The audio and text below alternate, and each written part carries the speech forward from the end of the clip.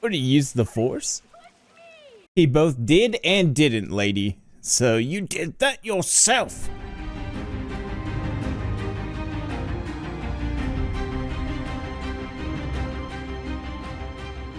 I am Noxidar! Hey everyone, how's it going? Noxidar here, and welcome to this reaction of Percy Jackson and the Olympians. I have a little bit of a confession. I have not read or seen anything to do with Percy Jackson. So this is one of those stories that came out at just the right time that I missed it every single time. The book came out in June of 2005, and I had just graduated high school a month before. So I was kind of getting ready to start my life in college.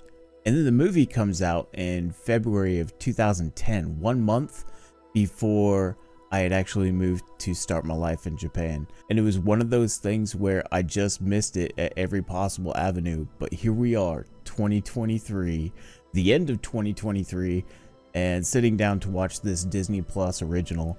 And so this will really be my first foray into the Percy Jackson and the universe that the authors created. I don't have too many different kinds of reactions up on my channel yet. I'm still a pretty new reaction channel, but one of the avenues that I've already kind of just determined that I'm going to take is trying to find stories that I can react to that help me go on these grand adventures. And so I could think of no other better story to dive into than the Percy Jackson and the Olympians. So there's nothing really much else to say. Let's go ahead and start our reaction right now. If you think you might be one of us, my advice is turn away while you still can, because once you know what you are, they'll sense it too. And they'll come for you. Oh dang, who's coming for you, Percy? I love this adventurous theme. This is so cool. All right, so far I'm feeling pretty good. Am I a troubled kid? Yeah, you could say that. Oh sure, who isn't at 12? Bullies, all the normal stuff. Some stuff that's maybe not so normal. Like what? Is he gonna go Spider-Man? Why was I up there? I saw something. These impossible things that felt like they walked right out of the stories my mom always told me. Holy cow, that'd be so crazy as a kid to see something like that. Want to come hear about the imaginary stuff I see? It's not a thing you want to be saying to anyone. Is that true? Like, I'm trying to think. If I was a kid, I mean, as a kid, I had an incredible imagination. To be honest, I grew up in the forests of Washington State, and so every stick was a sword, every blade of grass was a new villain to conquer. Every rhododendron bush that my mom had carefully tended to was the villainous boss that needed to be toppled. Sorry about that, Mom. But I always grew up just living in a fantasy world. So, okay, I guess, yeah, it can be a little strange. I don't think I ever had any real negative interactions when I was a kid about this age, but then again, I also didn't really grow up in this kind of environment. It was still a pretty small school setting. So yeah, maybe it's just the differences of, you know, upbringing and where it is that you're brought up. I don't know. I met Grover. We had a lot in common. Oh, Magic the Gathering. Let's go. And you know what? It felt good to talk about these things with Grover. I almost believe they were imaginary. Weird, but harmless. Okay, yeah, that's a little weird. Oh man, Until the cinematography is gorgeous. You see here are the truest and deepest parts of yourselves. Wow, very philosophizing. The gods, the monsters you see here in this room are reminders of what we are capable of. I like that. That self-reflection, that introspection. Choose one of the subjects you see here and describe it, not just how it looks. Dyslexia? Doesn't seem like one of the hallmark traits of a classical hero, but also really cool that there's something like that that others can relate to. Percy, think he was a hero? Kills monsters. What makes you think that she was a monster? I named you after him because when he was a very little boy, he and his mother were placed in a wooden chest and cast out into the sea by a very angry king. At night, his mother would whisper in his ear, "Hold fast, Perseus. Brave the storm that was made to break us, for we are unbreakable as long as we have each other." Oh, that's sweet. I really wish that I knew more about Greek myths, so I'm hoping that even watching this can kind of, spur that journey into a deeper understanding and appreciation for it. Already, just the foundation of a grand adventure is laid out before us, and you can hear it in the music, you can see it in the cinematography. Yeah, I mean, I don't think I've really ever seen the city laid out in such a way to where it felt like we were going on an adventure. The writer in me loves this. What, he used the Force? He both did and didn't, lady. So you did that yourself. It was only a matter of time before we found you. Oh, what the heck? Like a harpy? Ugh. Nobody else is seeing this?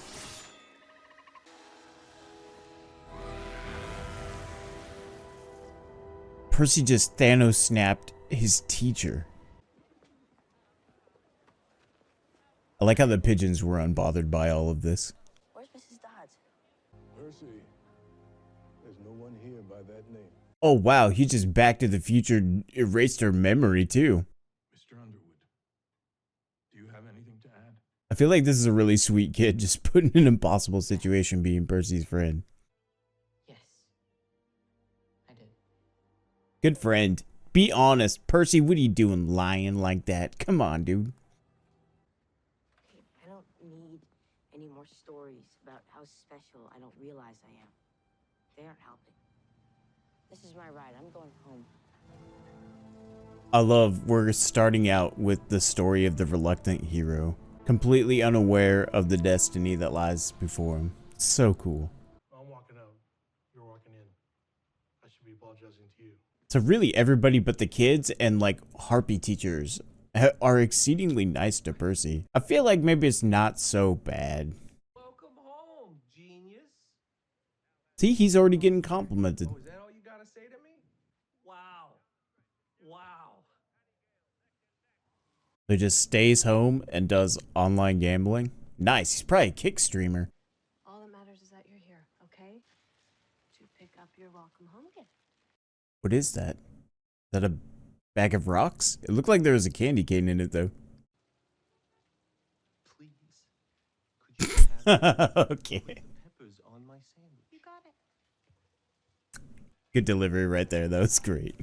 I've never been in any kind of family dynamic like that. But I won't lie, that little delivery he had right there with please. That's pretty good. Ready? 1, 2. I love the relationship he has with his mother though.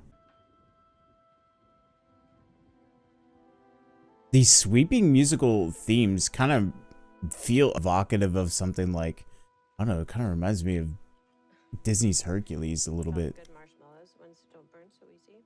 My dad. Oh, What does my dad have to do with this? I guess is everything. Was unlike any man I had ever met before Right? because he wasn't a man at all. He was a god. This is kind of be hard to take in as a child. In those stories, I have told you about how gods and mortals would sometimes have Mom, children please together, stop. children called Mom. demigods, and sometimes they are known as half-bloods. Really doesn't feel like a compliment being called half-blood. Demigod though, that sounds cool. Well, I'm not a baby. I know there's no such thing as monsters. I know there's no such thing as gods. And I know for certain that there is no such thing as demigods. Who's there? It's really knocking that acting out of the park. That's really good. This is a little time sensitive. Could someone maybe open the door? Since There's something wild about listening to children talk like adults. Grover? Percy? Grover! What? Grover, why is there half a goat in your pants? Have a goat in your pants? Oh, boy, she didn't tell you about... Yeah, that's a compliment. You didn't tell him about me? It's always an emotional roller coaster for young demigods, so providing a support system is really... Who are you? Yeah, that's what I said. A support system. The sooner we get you to camp, the better off you're... You told him about camp, right? Not yet, no. What else haven't you told me? I don't know. I feel like your father's a god is pretty good. He is next. He is brutal. He is relentless. He's wearing underpants. Okay. Okay. Oh, yeah. That seems like a losing battle.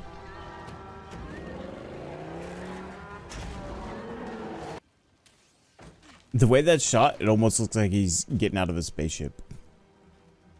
Interesting. Man, so far this story has not let up one moment. Like, the pacing is really interesting. I don't feel like we've really had much of a quiet moment, even in the quiet moment. It's getting interrupted by adventure. Is that kind of how the book feels too? Like it just develops from one, like, not really action, but just like the way the plot moves, it just moves from point to point to point in a meaningful way like that, where you're still learning, but things are just moving. This is absolutely terrifying. Go? What do you mean, go? I can't go with you. Hold fast. Brave the storm. I love you. Oh my gosh, here we go. Dude, the underwear. Nice touch. Good callback. Ah, can't help but see red, huh?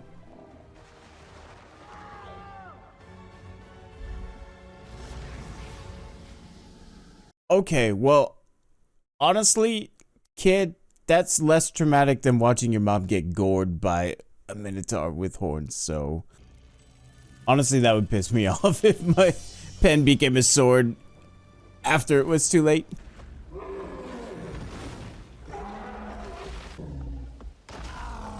Horns cracked. Get it, get it, get it.